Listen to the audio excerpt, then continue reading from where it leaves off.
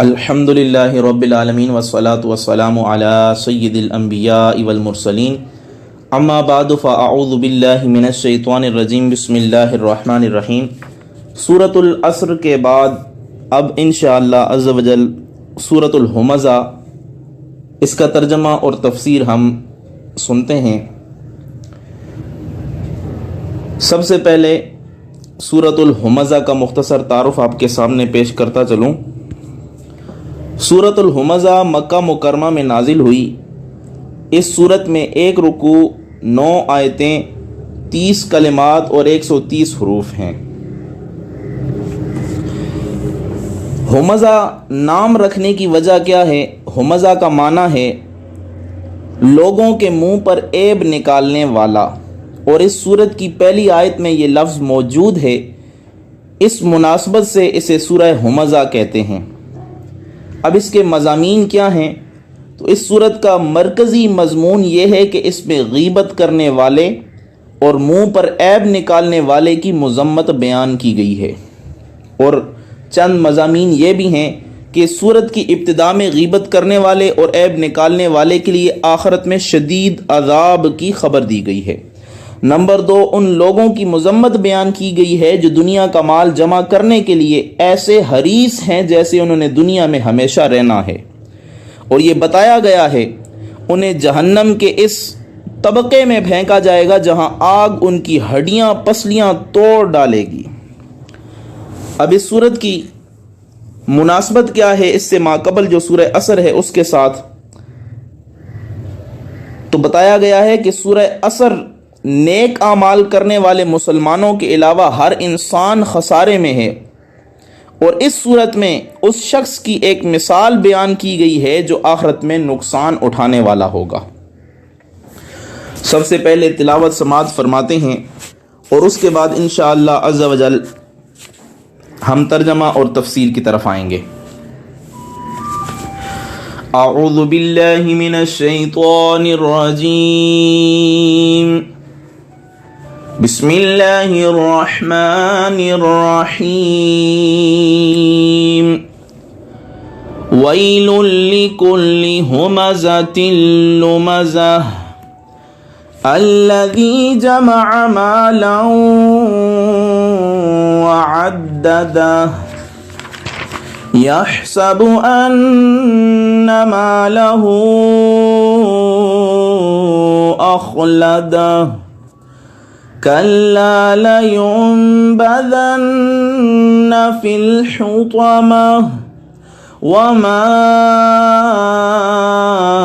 أدراك ما الحطمة نار الله الموقدة التي تطلع على الأفئدة إنها عليهم مؤصدة فی عمد ممددہ۔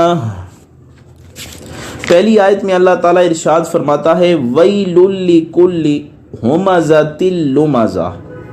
ویل ہلاکت ہے، لکل ہر اس شخص کے لیے، ہمزۃ جو روبرو تانے دیتا ہے، لمزۃ پیٹھ پیچھے جو عیب جوئی کرتا ہے۔ 2 شخصوں کے بارے میں بتایا گیا ہے۔ ہلاکت ہے ہر اس شخص کے لیے جو سامنے تانے دیتا ہے یا جو پیٹھ پیچھے عیب جوئی کرتا ہے۔ سب سے پہلے ہمزۃ اور لمزۃ یہ 2 لفظ ہیں، لیکن بعض علماء فرماتے ہیں کہ ان کا معنی ایک ہے۔ حضرت عبداللہ بن عباس فرماتے ہیں ہم المشاؤون بالنمیمۃ المفرقون بین الاحبہ الباغون للبراء العیب ومعناہما واحد، یعنی یہ دونوں لفظ ہم معنی ہیں، ہر چغلی کھانے والے، دوستوں میں جدائی اور تفرقہ ڈالنے والے، بے قصور اور بے عیب انسان میں نقص نکالنے والے کو ہمزہ اور لمزہ کہتے ہیں۔ لیکن مقاتل کا یہ قول ہے الہمزۃ الذی یعیبک فی الوجہ، ہمزہ یعنی جو روبرو تانے زنی کرے، تانا زنی کرے، اسے ہمزہ کہتے ہیں۔ اور اللمزہ الذی یعیبک فی الغیبہ، جو پسے پشت عیب جوئی کرے اسے لمزہ کہتے ہیں۔ کفار میں یہ کمزوریاں عام تھیں، جہاں کسی غریب اور کمزور سے آمنا سامنا ہوتا تو اس کے منہ پر اس کو برا بلا کہتے تھے، کیونکہ انہیں اس کی تعریف سے کسی مزاحمت یا جوابی کارروائی کا کوئی اندیشہ نہ ہوتا تھا، اور جہاں کوئی اپنے سے طاقتور مد مقابل ہو اس کے سامنے اس کی تعریف بھی کر دی، اس کی خوشامد بھی کر دی، اور اس کی خوشامد میں چند جملے بھی بول دیے، اور جب وہ چلا گیا تو اس کی غیبت کرنا شروع کر دی۔ یہ ایسا ہے، یہ ویسا ہے، اس میں یہ عیب ہے، اس میں فلاں کمزوری ہے۔ نہ حق شناس لوگ اس اخلاقی کمزوری میں عموماً مبتلا ہوا کرتے تھے، اور حضور علیہ الصلوۃ والسلام کے دور میں بھی اخنس بن شریک، امیہ بن خلف اور ولید بن مغیرہ وغیرہ اس طرح کے لوگ بھی حضور علیہ الصلوۃ والسلام پہ باتیں کسا کرتے تھے، اور انہیں یہ بتایا جا رہا ہے کہ چاند کی چاندنی سے روشن تر، قطرہ ہائے شبنم سے پاکیزہ تر، گلاب کی پتی سے بھی زیادہ لطیف سیرت طیبہ پر جو لوگ نازیبا الزام لگاتے ہیں، ان کا اپنا کردار کیا ہے؟ ان کے دلوں میں دولت کی محبت رچی بسی ہوئی ہے، مال جمع کرنا ان کا محبوب مشغلہ ہے، دراہم و دنانیر کو گننا اور بار بار گننا ان کی مرعوب تفریح ہے، خود تو مکھی کی طرح دنیا کی غلاظتوں پر بن بنا رہے ہیں، اور بے ادبیاں کرتے ہیں اللہ تعالیٰ کے اس محبوب کی ذات اطہر پر جس کی ضیاء پاشیوں سے ایک عالم منور ہے۔ وہ صرف دولت کے پجاری اور پرلے درجے کے کنجوس ہی نہیں بلکہ عقل و فہم سے بھی بے بہرا ہیں۔ وہ سمجھتے ہیں کہ دولت کی فراوانی انہیں موت کے جنگل سے چھڑا لے گی، کوئی بیماری ان کے قریب نہیں آئے گی، وہ ہمیشہ ہمیشہ زندہ رہیں گے۔ حالانکہ اگر ایسا ہوتا تو ان سے پہلے جوان جو ان سے بھی کئی زیادہ گناہگار تھے، دولت مند تھے، وہ خاک میں مل کر خاک نہ ہو چکے ہوتے۔ کیا یہ لوگ آج ان کا کوئی نام و نشان دکھا سکتے ہیں؟ ایسے ناعقبت اندیش لوگوں کے انجام کے بارے میں بھی وضاحت فرما دی گئی تاکہ کوئی شخص کسی غلط فہمی میں مبتلا نہ ہو۔ جس شخص کی تمنا ہے کہ وہ ایسے المناک انجام سے دوچار نہ ہو تو اسے چاہیے کہ وہ آج ہی سلامتی اور ہدایت کی راہ پر گامزن ہو جائے، ورنہ کل قیامت کے دن اسے کڑک اور سخت سزا دی جائے گی۔ آگے فرمایا الذی جمع مالا وعددا، جس نے مال جمع کیا اور اسے گن گن کے رکھتا رہا۔ اور پچھلی آیت میں غیبت اور عیب جوئی کی مذمت کے بارے میں ایک اور ارشاد بھی سماعت فرما لیں۔ اللہ تعالیٰ ارشاد فرماتا ہے یا ایھا الذین آمنوا اجتنبوا کثیرا من الظن، اے ایمان والو بہت زیادہ گمان کرنے سے بچو، ان بعد الظن اثم، بے شک کوئی گمان گناہ ہو جاتا ہے۔ پھر فرمایا ولا تجسسوا ولا یغتب بعضکم بعضا، اور پوشیدہ باتوں کی جستجو نہ کرو اور ایک دوسرے کی غیبت نہ کرو۔ کیا تم میں کوئی پسند کرے گا ایحب احدکم، کیا تم میں سے کوئی یہ بات پسند کرے گا ان یاکل لحم اخیہ میتا فکرہتموہ، کہ تم میں سے کوئی یہ بات پسند کرے گا کہ اپنے مرے ہوئی بھائی کا گوشت کھائے تو یہ تمہیں ناپسند ہوگا۔ واتقوا اللہ، اللہ سے ڈرو، ان اللہ تواب الرحیم، بے شک اللہ تعالیٰ توبہ قبول کرنے والا ہے۔ یہ سورہ حجرات میں ہے۔ اور دو حدیثیں بھی سماعت فرما لیں۔ حضرت انس بن مالک رضی اللہ تعالی عنہ فرماتے ہیں حضور اقدس صلی اللہ تعالی علیہ وآلہ وسلم نے ارشاد فرمایا میں معراج کی رات ایسی قوم کے پاس سے گزرا جو اپنے چہروں اور سینوں کو تانبے کے ناخنوں سے نوچ رہے تھے۔ میں نے پوچھا اے جبریل علیہ السلام یہ کون لوگ ہیں؟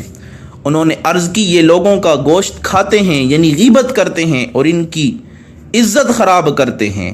دوسری روایت میں ہے حضرت راشد بن سعد رضی اللہ تعالیٰ عنہ راوی ہیں کہ پیارے نبی کریم رؤوف الرحیم صلی اللہ تعالیٰ علیہ وآلہ وسلم نے ارشاد فرمایا معراج کی رات میں ایسی عورتوں اور مردوں کے پاس سے گزرا جو اپنی چھاتیوں کے ساتھ لٹک رہے تھے۔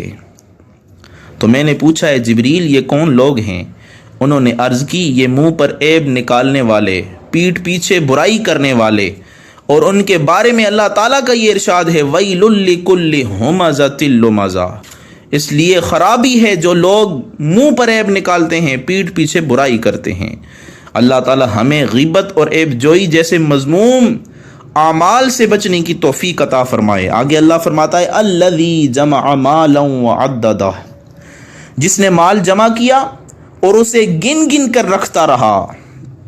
دوسرے لوگوں پر زبانیں تان دراز کرنے کی عادت اس میں اس لیے ہے کہ یہ بڑا مالدار ہے، دولت مند ہے، اسی وجہ سے وہ اپنے آپ کو بڑا آدمی سمجھنے لگا ہے، دوسرے لوگوں کو بنظر حقارت دیکھتا ہے، لیکن دولت مند ہونے کے باوجود بڑا کنجوس ہے، گن گن کر بڑی احتیاط سے سنبھال کر رکھتا ہے، ایک دنم بھی خرچ کرنے کی اس میں ہمت نہیں ہے۔ بعض علماء نے فرمایا عددہ کا معنی ہے اعدہ، اس کو اعدہ معنی کیا ہے، یعنی اس نے ناگہانی مصائب کا مقابلہ کرنے کے لیے، پریشانیوں کا مقابلہ کرنے کے لیے مال کو جمع کیا ہے۔ اور یہاں پہ ایک اور چیز بھی بتاتا چلوں، مال جمع کرنے اور گن گن کر رکھنے کی مذموم صورتیں کون سی ہیں؟ یاد رہے کہ مال جمع کرنا اور گن گن کر رکھنا چند صورتوں میں برا ہے، ان صورتوں کے علاوہ اگر کوئی آدمی مال جمع کرتا ہے تو اس کے لیے برا نہیں ہے۔ نمبر 1، حرام ذرائع سے مال جمع کیا جائے۔ نمبر 2، جمع شدہ مال سے شرعی حقوق ادا نہ کیے جائیں، یعنی زکوٰۃ وغیرہ یہ نہ دیا جائے۔ نمبر 3، مال جمع کرنے میں ایسا مشغول ہو جانا کہ اللہ تعالیٰ کو بھول جائے۔ نمبر 4، اللہ تعالیٰ پر توکل کرنے کے بجائے صرف مال کو آفات دور کرنے کا ذریعہ سمجھا جائے۔ یہ 4 چیزیں مذموم ہیں اگر اس صورتوں میں مال کو جمع کیا جائے گا تو۔ آگے اللہ فرماتا ہے یحسب ان مالہ اخلدہ، وہ یہ خیال کرتا ہے کہ اس کے مال نے اسے لافانی بنا دیا ہے۔ یحسب، کیا یہ سمجھتا ہے ان مالہ اخلدہ کہ اس کا مال اسے دنیا میں ہمیشہ رکھے گا؟ اس کا گمان یہ ہے، وہ اس غلط فہمی میں مبتلا ہے کہ اگر اس کی دولت اس کے پاس رہی تو موت کا فرشتہ اس کے قریب نہیں پھٹکے گا، اسی کروفر کی ساتھ یہ ہمیشہ زندہ رہے گا، اسی شان و شوکت جاہ و جلال کے ساتھ وہ دنیا میں رہے گا، فرشتہ اس کے قریب بھی نہیں پھٹکے گا۔ لیکن اس کا یہ گمان درست نہیں ہے۔ آگے اللہ تعالیٰ نے ارشاد فرمایا کَلَّا لَيُنبَذَنَّ فِي الْحُطَمَةِ، ہرگز نہیں، وہ یقیناً حطمہ میں پھینک دیا جائے گا۔ اور نبض ان کی تشریح کرتے ہوئے علامہ راغب لکھتے ہیں النبض القاء الشیء وطرحه لقلۃ الاعتداد به، کسی چیز کو حقیر سمجھتے ہوئے اسے پھینک دینا یا پھینک دینا کہ نبذت النال الخلق، میں نے پرانی جوتی اتار کر پھینک دی۔ اسی طرح حقیر چیز کو جب پھینکا جاتا ہے تو اس کے لیے نبذ سے فعل استعمال کیا جاتا ہے۔ تو اس آیت میں یہ بتایا جا رہا ہے ایسے ننگ انسانیت، ایسے برے شخص کو دوزخ میں پھینکنے کا ذکر کرتے وقت ایسا لفظ استعمال فرمایا جو اس مفہوم کو ادا کرنے کے ساتھ اس کی تحقیر اور تذلیل کی طرف بھی اشارہ کر رہا ہے۔ یعنی آج وہ اپنے آپ کو بڑا رئیس اور سردار تصور کرتا ہے، معاشرے میں اس کو جو اہمیت حاصل ہے، دولت کی کثرت کے باعث لوگوں کے دلوں پر اس کا رعب بیٹھا ہوا ہے، اس لیے یہ اپنے آپ کو کوئی بڑی چیز سمجھنے لگا ہے، لیکن خداوند کریم کے نزدیک یہ پھٹی پرانی جوتی سے بھی زیادہ حقیر ہے۔ اور حطمہ یہ حتمہ سے ہے، اس کا لغوی معنی توڑ ڈالنا، پیس ڈالنا، ریزہ ریزہ کر دینا۔ یہ دوزخ کے ایک طبقے کا نام ہے جس کی آگ اتنی تیز ہوگی کہ جو اس چیز میں پھینکی جائے گی آنے واحد میں، ایک لمحے میں اس کو پیس کر رکھ دے گی، اس کے پرزے اڑا دے گی۔ آگے فرمایا وما ادراک ما الحطمہ، اور تم کیا جانو کہ حطمہ کیا ہے۔ اس حطمہ کی مزید تشریح پھر آگے بیان فرما دی، نار اللہ الموقدہ، وہ اللہ کی آگ ہے خوب بڑکائی ہوئی۔ یہ وہ آگ ہے جسے اللہ نے جلایا ہے، جو ہمیشہ بڑھتی رہے گی، کبھی نہیں بجھے گی، التی تطلع علی الافئدہ، جو دلوں تک جا پہنچے گی، جس کی آنچ دلوں تک پہنچ جائے گی، اس کی سوزش و تپش سے دل بھی بن کر کباب ہو جائیں گے۔ آگے فرمایا انہا علیہم مؤصدہ، بے شک وہ آگ ان پر بند کر دی جائے گی۔ جب کسی دروازے کے کواڑوں کو بھینچ کر بند کر دیا جائے، کنڈی لگا دی جائے اور ان کے دوبارہ کھلنے کی بظاہر کوئی صورت نہ ہو، تو عرب کہتے ہیں آست الباب۔ اسی سے مؤصدتن اس میں مفعول ہے، یعنی ان ناہنجاروں کو خطمہ میں ڈال دیا جائے گا، ان گناہگاروں کو، اللہ تعالیٰ کے نافرمانوں کو آگ میں ڈالا جائے گا، اور اس کے دروازے بڑی مضبوطی سے بند کر دیے جائیں گے، نہ انہیں کوئی کھول سکے گا، نہ اس عذاب علیم سے ان کے نکلنے کی کوئی صورت ہوگی۔